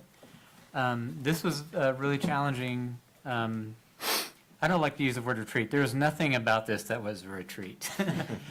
But we had coffee. We did have coffee. So that Peanuts, man. I didn't get any donuts. So I didn't even get donuts. However, I think that with we have very clearly stated goals in our from our strategic priorities retreat, another retreat. And I feel like we stuck to those goals to get this budget into a place where we were able to move forward with critical things, and we had to let some things go that hurt all of us differently and to different amounts. So that being said, we would still encourage input from the public about anything that you're concerned about. Just know that this weighs heavily on all of us. And that's all I have. Ms. Holder? I agree with Mr. Wise. This was my second budget retreat as well, and I was not looking forward to it. And the only one that's worse than that one is mine at home. It was not a retreat. It was a lot of work, and we take it personally, when we can't bring in staff that we know is needed. And, because the funds are not there, or to staff the raises that are due because the funding is not there. And so, but we're glad that we're able to continue to move on as we are, based on what we do have. And so for that, I'm grateful, and grateful to staff for all that you do. And please extend it to the ones who are not here. There's not a day that goes by that we don't think about you and pray for you, and know that you're giving your all. And so we really do appreciate it. I do. Thank you. Mr. Morrow? I had a couple of things. I know everybody's probably realized that we've got a new graffiti artist around town on various places, and just recently it seems to be that's something that we need to offer another place for them to do that in. Maybe at the skate park. We've talked about doing that and having an art competition with street art at the skate park, but it does not need to be on the side of buildings or backs of stop signs or even on screens, the construction screens down by the RD project. So I offer that as a challenge. And at last week's, Kevin's left, but he was there, but at the Transylvania County Transportation Advisory meeting, the discussion about speeding was a big deal. Everybody there, Chief, talked about they want to get the city police and the sheriff together and talk about why is speeding such an issue. And we're talking about out in the county, and we're talking about in the city, so we're talking about everywhere. So that was a big, long discussion in the meeting. So I'll offer that for follow up with you and maybe with the sheriff and say, what can we do together better? Anyway, challenge. All right. And the other thing, I think with the last, we'll be talking about budgets for a while, but I understand that county's tax collector is going to come talk to us. Is that correct? So. Yes, sir. And we found out that when we saw the appraisals, that we were all shocked in their meeting, that some of the commercial and institutional appraisals seemed to be low. Yes. Had they been normal, we wouldn't be faced with where we were. And so I'm glad that we'll have an opportunity to ask questions coming up in some minutes. You know more about that than I do. Mr. Baker? Yeah, and I'm going to come back to what Mac just said, but I want to first just take a moment to thank Chief Cooper for all his work. I first encountered Bobby long before I was up here, and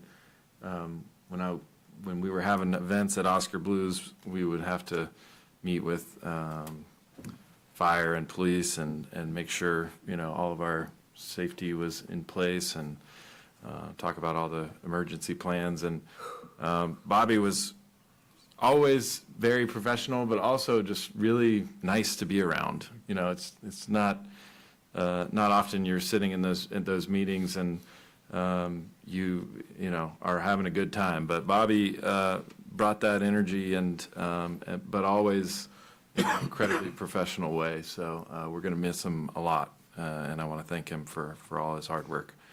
Back to the reevaluation, I was very shocked at looking at the budget retreat, at some of the numbers we were comparing between residences and some of our large commercial properties.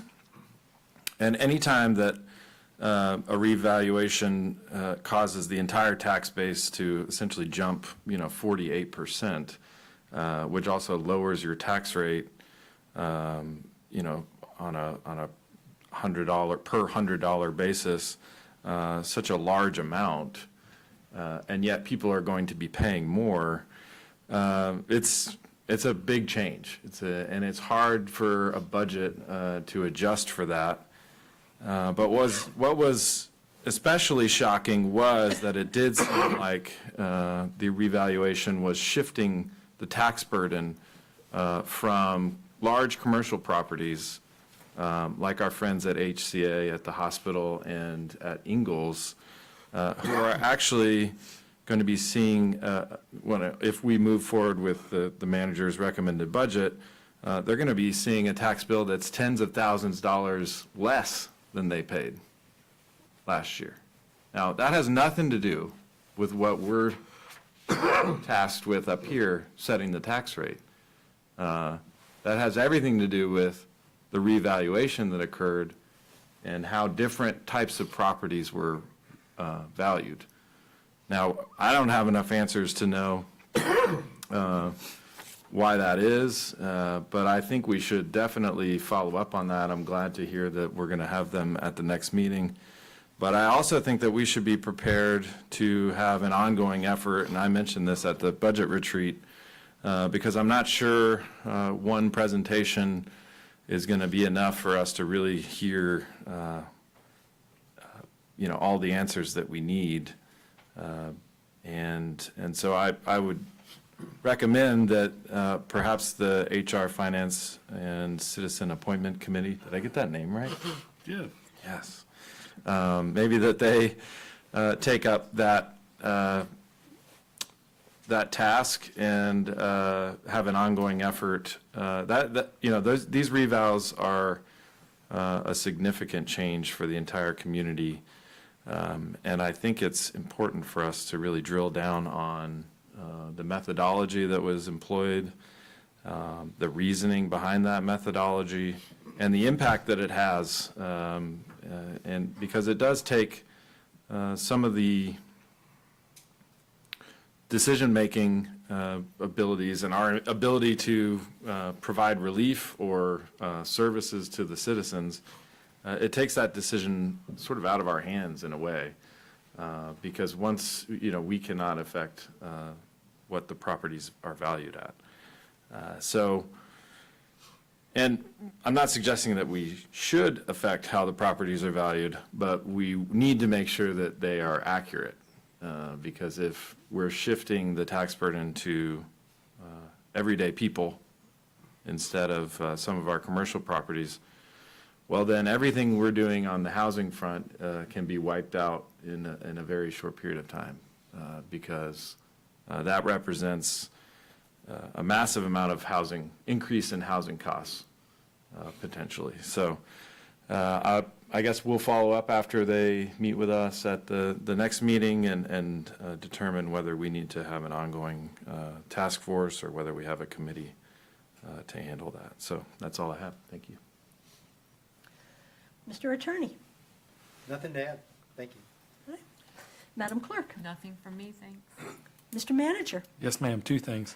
The first is, this week I intend to sign a listing agreement with Jeremy Owen and Lizzie McGann, two real estate agents out of Beverly Hanks, to advertise our Cashers Valley Road and James Street properties that we're going to sell. And although I have some clarifying questions on the contents of the agreement, I think we're going to be able to resolve those this week, and the properties will start to be advertised on May the 1st. So hopefully we'll see some quick movement in that area. The second thing is, I wanted to check in with council and make sure you all are okay with the mayor and I sending letters to our elected officials opposing House Bills 765 and 1003, or was it 1000? I think it's 1009. 1009, excuse me. 1009 is the House's version of the Senate bill we talked about 2 weeks ago that would throw out the ETJ. But 765 is actually more insidious, in my opinion, because it essentially shifts the entire zoning authority away from municipalities and localities to the state. And I've got a summary of its provisions here, and there's about 40 of them that would strip our power and give it to the state. There's one provision in here that's good, and that is it would reinstate local government's ability to initiate downzoning without the consent of all property owners. So that's good, but 36 other things that aren't so good. And in the past, you all have expressed a preference for retaining our ability to exercise zoning authority. And so I just want to make sure that you still feel that way and that you're okay with Maureen and I lobbying against these bills. Council? Thumbs up? Thumbs A up? strongly worded letter. Yeah, I think you've got an okay on that. Thank you. All right, anything else, Mr. Manager? No, ma'am. Just a couple of points. I too am absolutely thrilled by a couple of things that we had on the agenda tonight. You know, we set our priorities and we said affordable housing was one of our top priorities. And you saw us approve and move forward on a city-initiated affordable housing project. That is big. We have been working on that for a long time, and we're going forward with it. And I just want to say thank you to staff and everybody that has worked so hard to get us where we are. Affordable housing takes time. It doesn't happen overnight, but you've got to start it and you've got to work it and you've got to be persistent. And that's what we have done. And it is one of three affordable housing projects that the city is directly involved in making happen. And I am just so proud that over the last couple of years, we have managed to make that kind of progress. And then you saw infrastructure. We have an incredible amount of infrastructure upgrades coming up. I know one of the comments in public comment was about, you know, what were we doing with the wastewater treatment plant? We have a ton of stuff going on with the wastewater treatment plant. In fact, I think it was even part of our last newsletter. We now have a new quarterly newsletter that we put out. It's online, and it had a large article that described a lot of what we were doing in terms of working to upgrade that a wastewater treatment plant, both for capacity eventually, the type of biologic treatment that we're using, the phased approach that we're approaching. So I encourage people, take advantage of the information we put out there. We try to be extremely thorough and transparent with what we are doing. And that new newsletter has a lot of really good information. And I'll be getting back with Mr. Gleesman to make sure he knows about it, because he had a lot of questions that actually that information is already available. But tonight what you saw is the culmination of years of work. And I remember Mr. Morrow was one of the people that spent, it was right before Christmas, and we said, it was 2021, and we said, are we going to be able to do this? Are we going to be able to evaluate these firms, get this in, and get the money, because the expiration date was coming up. And they had said that all this money was out there, so we And didn't it give was them. out Yeah. And we went after it, and we got an incredible number of grants. And so what you heard tonight is that we are upgrading our pump stations. We are upgrading our water plant. We are working on a phased approach for our wastewater plant. You heard tonight the authorization to move forward with over $8 million of grant-funded infrastructure upgrades. That's massive for a little town, massive, folks. And when you add in some of the others, we have over $27 million of infrastructure upgrades underway or about to get approved and get underway. So that is an amazing amount of work by our staff, an amazing amount of work by our finance people, by our engineer, about contracting, about keeping it straight, about reporting and making it happen. But we are moving forward in so many ways as a city that those two priorities, and I think Mr. Wise said, infrastructure upgrades and affordable housing have been identified as priorities for the last several years in our strategic planning retreats. And what you saw tonight was action happening on those strategic priorities that are gonna set this city up and let us continue for the next 25 to 50 years with infrastructure that we are building. So that is big. You don't see it. You know, it's not something that's shiny and nice that you see, but it is an incredible amount of work that we are putting in, and I am just so proud that our city is able to make this happen, and that even when it comes in with a higher bid, we have the ability to flex, to pivot, and to really still be able to modify our approach to make sure that we don't lose any of that grant funding. So thank you to all of the staff that has worked so hard for almost 3.5 years on some of these projects, getting them going. And then our police department. Again, you know, our police department, that is a priority. And what you saw tonight was another proactive approach to trying to make sure that we can attract good manpower, woman power to our police department by making sure we are competitive with the pay. I am proud of how our police department operates. I am proud of the job they do. I am proud of how they keep our city safe. And I am proud of how we have been proactively working to make it competitive, because that's what it is today. It is a competitive environment out there with every other police department going after the same manpower.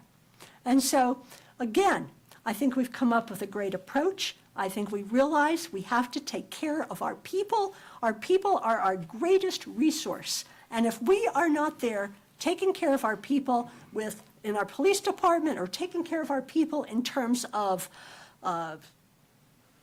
keeping up with cost of living increases in our budget, then we're not going to be able to keep the people that make everything else happen.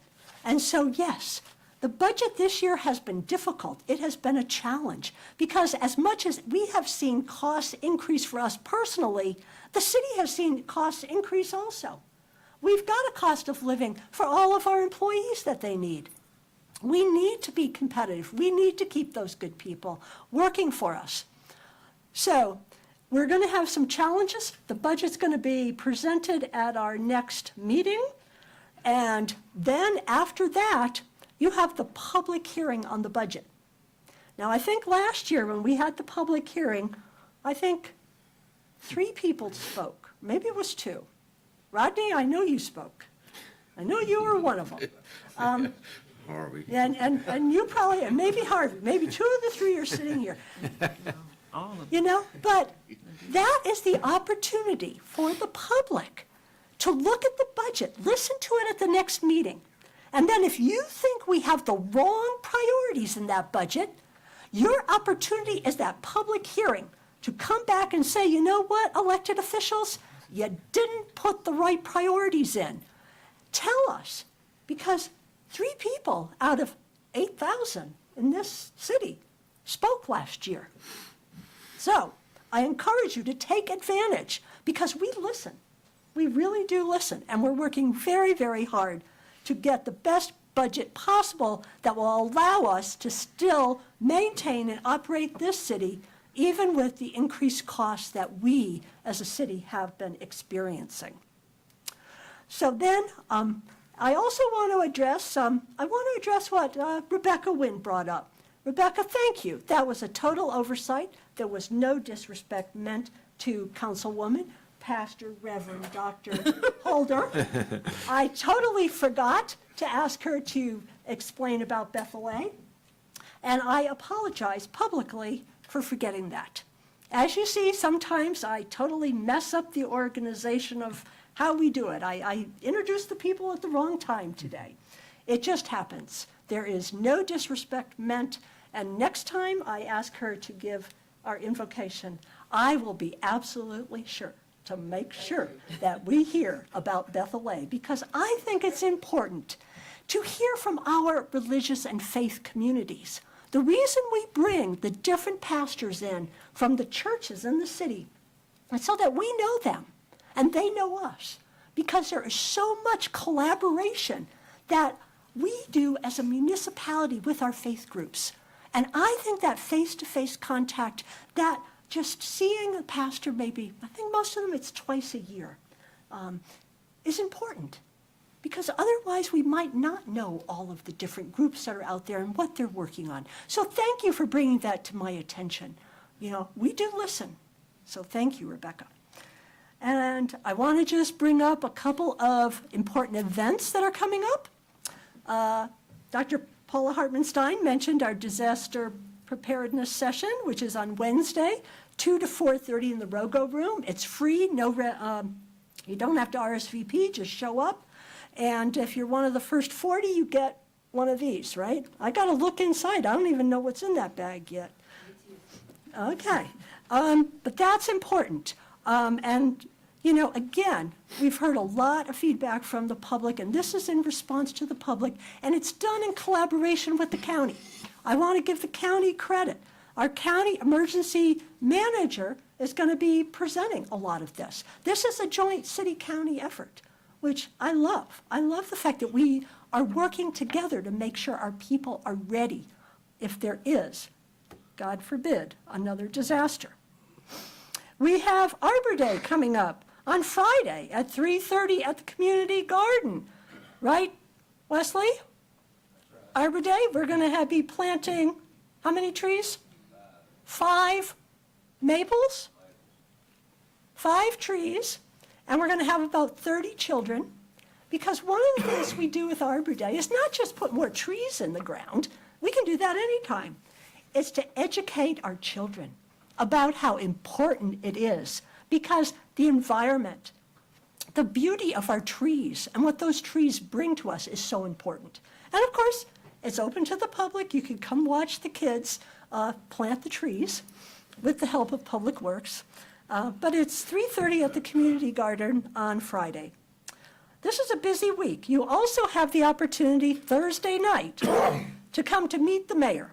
It's from 5 to 7. It's here in City Council chambers, and I'm deliberately holding it after hours so that people that work have the opportunity to come. But that's another attempt to make sure that we are communicating and that we are providing total transparency to the public. Let's see. Oh, I have just 2 more things. I want to mention our poetry contest. I mentioned it last time. How many of you have written your poems? Guys, Harvey? I'll start now. Yeah. All right. You can't leave until it's done. Go to the budget. This is our poetry contest. It's on U.S. Revolutionary Heroes. We are at the 250th birthday of our revolution. There was a great article about Paul Revere in the newspaper last week, right? Okay, come on, folks, it's all ages. You can win a prize. Prize is money. Oh. Yeah, yeah. You've got your son, oh, yeah. Yeah, he can do it. Here, all right, here's it's on our website, it's posted on the doors, it's everywhere. But please, I encourage you, it's a great way to help our children learn about our history. It's a great way to participate and to recognize just how special our revolution was and the heroes that brought us to where we are today. And finally, I want to just mention one last thank you. I want to thank the Heart of Brevard and Comporium, because they put in place something, I think it went in place last week, and that is they have created an employee parking lot. They have created 25 parking spaces specifically for downtown employees based on feedback that we got from the public here about the shortage of parking for employees. And so that is a big step forward in terms of trying to deal with another issue that is high priority with our public, and that's parking. So, a lot going on in our city. Please get involved, and I think that's everything I have, and we don't even have a closed session tonight, right, Mr. Attorney? No, ma'am. Okay, well then, I guess I'm ready for a motion to adjourn. Move. Second. All in favor? Aye. Aye. We're adjourned, thank you.